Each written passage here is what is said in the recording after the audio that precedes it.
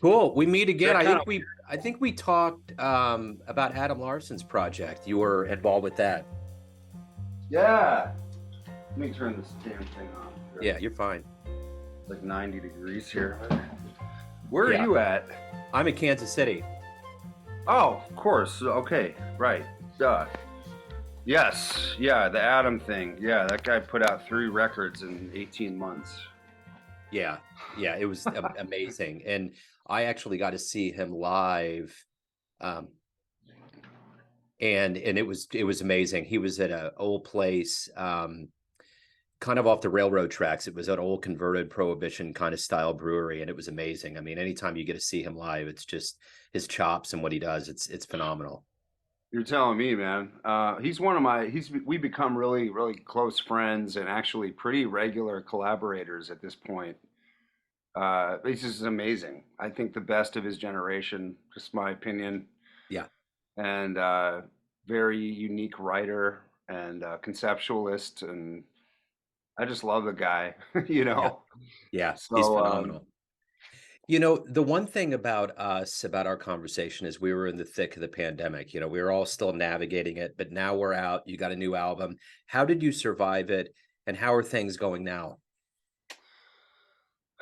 I mean, this newest thing that I have, kind of, to be honest with you, was the sort of primary catalyst in getting me through the pandemic. I mean, I live with my wife here in Evanston, Illinois, and of course we had each other, to support, but just creatively speaking, I mean, I was enrolled for a graduate program at DePaul in 2019. So I sort of transitioned from being in person in the fall of 2019, and then of course we got through the winter quarter and by mid-March we were all online, and so we didn't know what was going to happen, and with school or how they were going to do classes, it was such a sort of new world instantly, and people were scrambling to figure it out. But for me, I just was able to find refuge in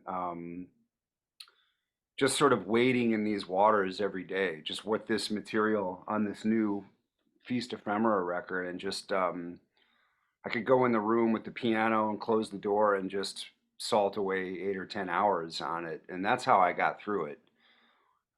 Sort of in lieu of not playing gigs, not seeing um, people in the community that I was used to seeing on an almost nightly basis, and then to sort of say nothing of the sort of travel schedule that I had at that point with Kurt Elling, that ground to a halt completely. And so, like everybody who was performing at the time, everybody was forced out of it and forced to be at home. And so I felt very grateful in the moment and in retrospect that I had, you know, something with which to keep me creative and to keep me connected with a creative process. And I never thought that I would get this far with this particular project. Like I said, it was just a way to stay stimulated, to give myself um, not tasks, but to give myself a challenge to deal with on a daily basis, and to kind of search around for these sounds and to kind of put these things together in a format with this many instruments, which I'd never done before.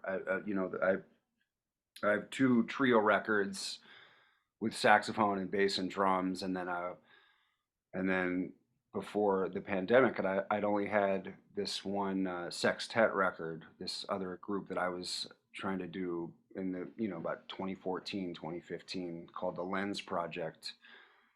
And so I'd never had any occasion to try to make something of of this magnitude relative to what I had done.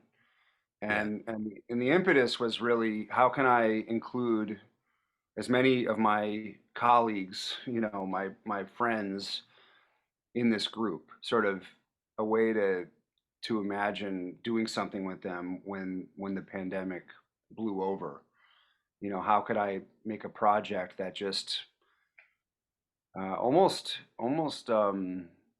celebrated them and kind of celebrated the scene a little bit. I mean, it's a group with, including me, 12 people. That's a lot of musicians on a lot of different instruments that are quite active and of consequence in this community in Chicago. And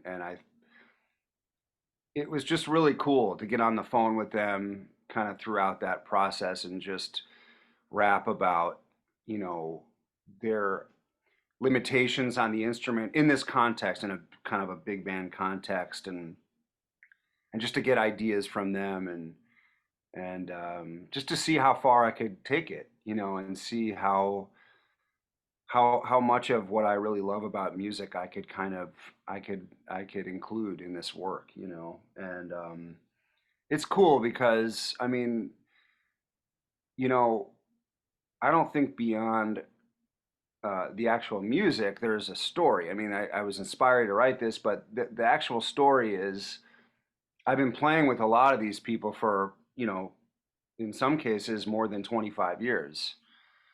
And so I'm always finding myself playing in their projects and playing on their recordings. And this was just a way to sort of, I don't know, kind of pay it forward or just try to you know, showcase each one of them in their own way, and write really specific space for these individuals. You know, it was very deliberate in that regard, you know, because Chicago is a pretty rich scene. It has different scenes with a lot of different players, and they're all doing kind of different things. And so I was very motivated to follow through on that, and to you know, to do the best I could with it. You know, it was definitely a situation where I was learning the craft of writing for a band this size as I was doing it. And so that made it even more rewarding, and it made me even more motivated to be consistent about um, the workflow, if you will, you know. Yeah. So it came from that, you know, it came from that. And so you know, I have a couple performances coming up. They'll be the first time the band has performed live. You know, the first one's at the Hyde Park Jazz Fest on Sunday, September 24th, and then we're doing a weekend at the Green Mill, November 3rd and 4th. But yeah, I'm happy to, you know, go into any part of it you'd like to hear about. You know. Yeah, well, I guess before we get in and deconstruct it a little bit, what are you ultimately hoping the listener gets from this album? Um, you know, I think with each person that composes their own music, I mean, you know, I can't speak for everybody, but I think, you know, I think you ultimately want to make people aware of what you resonate in the music and with the music, and you want other people to feel that. You want people to feel it through your filter, and you want to connect with people in that way. I mean,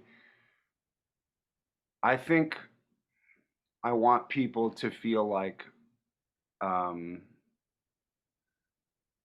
this music, you know, whether you call it jazz or I'm not really sure, you know, Black American music, whatever people are calling it these days, I want it to feel like it's not exclusive.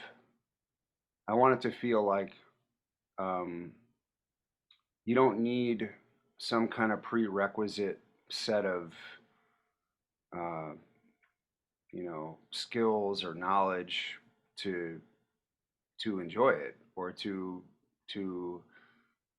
have an experience, you know. And I when I was writing this music, I kind of sort of when I felt like I was done with the pieces, I I was thinking back to one of my favorite books over the years by John Steinbeck called East of Eden, and I happen to have a copy of the book with a prologue or an introduction that he wrote, actually. And I remember reading that after I read the book. I didn't read that before I read the book, and I thought, I don't usually read these, you know. And I finished the book, and I wanted more. Like I wanted to keep. It's Yeah. almost 1,000 pages. You know, it's probably my favorite novel, and certainly my favorite from him. And I've read just about everything he wrote. You know, and I know that people talk about Grapes of Wrath. It's a masterpiece. Of course it is, but this one struck me, and I think it did for the same reason that he expressed in the introduction, which was that after he finished writing the book, he felt like he was able to infuse all of the most important aspects of life to him, to that point in his life, into the book. Like all the tropes and all the archetype characters, all the sort of different you know, character types and life situations and and relationship dynamics. He felt like he was able to organically sort of express that in this book. And I would say that in a very, you know, in my own way, in the musical sort of realm, to this point in my life, I felt like this work best encapsulates what is important to me in music and all the influences that have been important to me over the last 30 years since I started playing, why I fell in love with it, the different groups that I heard in my formative years that I was able to kind of just think about while I was writing, you know. And so to answer your question, I wanted people to somehow detect, to either consciously or subconsciously. I mean, you can never control how people uh, experience this stuff. You know, it's so subjective. But I would want them to, at least my intention was to express the things in music that I love so much and the things that drew me to the music, you know. And I can get very detailed about that, about bands that I'm into, and I can even kind of, you know, I can articulate different moments in the music where I was thinking about this influence or that influence, and I'm okay with that. I think the stuff has to come from somewhere, and so I would want people to feel like, you know, there's a little bit of something for everybody. You know what I mean? Like there's a little bit of. I mean, I just I can't totally just not think about people when I'm writing when I'm writing my own stuff. I'm not saying it's dictating 100% of the choices that I make 100% of the time, but I don't I don't want it to be uh, an alienating experience for people that they feel like they're on the outside looking in.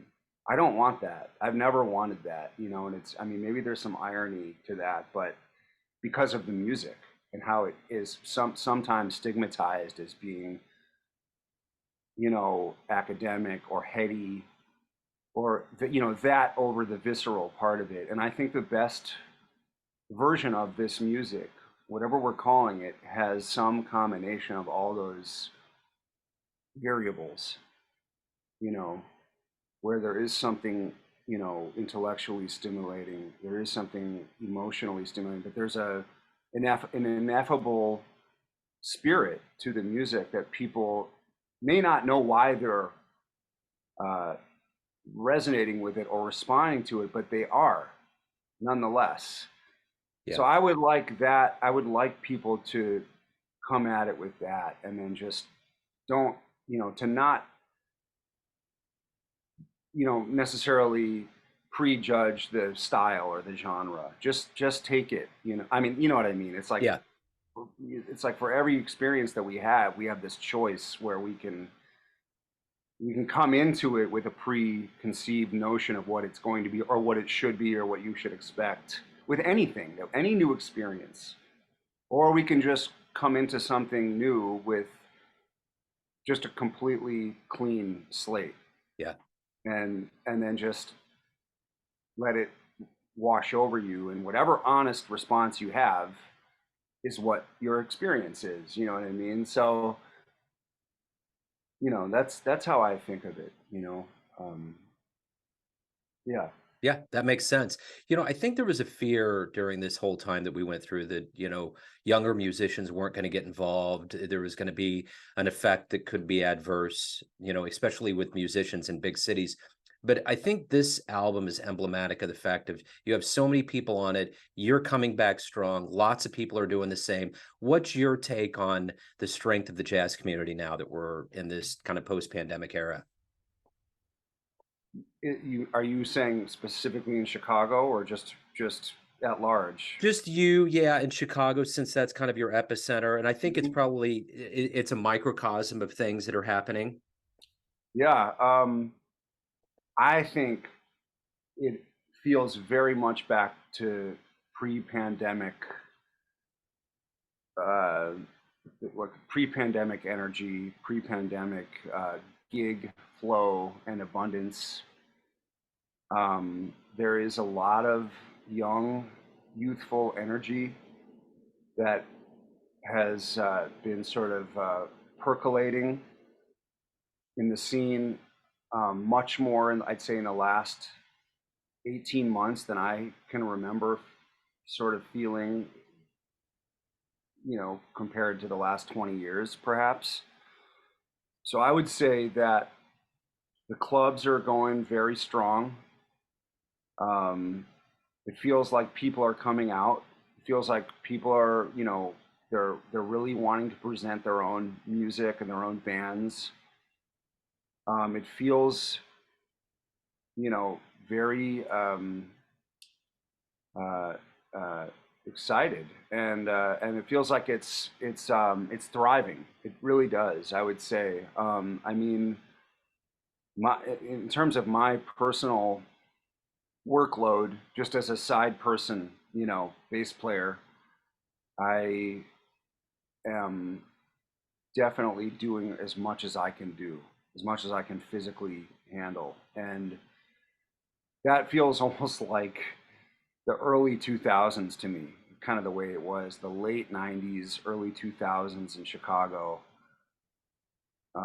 So I would say that it, very much feels like it's thriving, that it's alive, that it's, a growing organism, and I find, that some of the older um, relationships that I had with some of these people in this group, those things are kind of back to where they were, but there are also these younger people that are trying to earnestly be a part of the scene and trying to figure it out. They're curious, and so it feels like a cool spot, at least for me, to kind of maybe be a bridge between those, different demographic age groups. You know what I mean? Sure. So I'm appreciating it. I'm appreciating how things are, they've moved around, they've shifted. Now the dust is settling, and people are starting new groups, and they're starting new relationships, collaborations, and I just feel an overall uh, positivity about it, I would say. Yeah. You know, Yeah, I agree. So Feast Ephemera is the new album. Where's the best place for people to pick it up? Anything revolving around your world, where can people go? you can just come to my website, clarksommers.com, and it's on all streaming services. I've been taking online orders directly from people for CDs and vinyl, just through the website, or you can just email me directly, clarksommers@gmail.com. Real easy. I'm pretty good about responding, and happy to ship them out. And, love to hear from people. Right on. Yeah. Cool. Clark, it's so great to catch up with you. Thank you for taking a minute out today, Yeah. man. Best of luck with everything. Yeah, you're the best, man. Thanks for doing what you do. Yes, sir.